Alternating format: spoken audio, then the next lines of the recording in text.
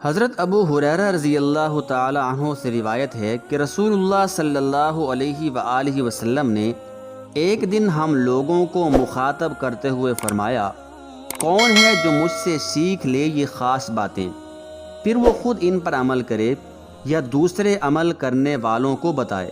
میں نے عرض کیا، یا رسول اللہ صلی اللہ علیہ وآلہ وسلم میں حاضر ہوں۔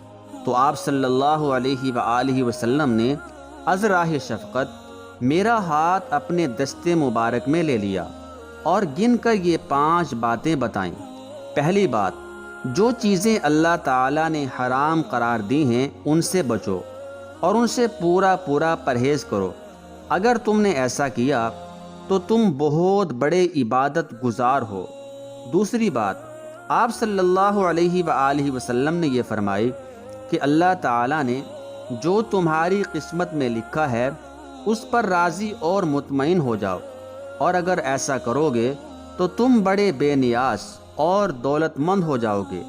تیسری بات، اپنے پڑوسی کے ساتھ اچھا سلوک کرو، اگر ایسا کرو گے تو تم مومن کامل ہو جاؤ گے۔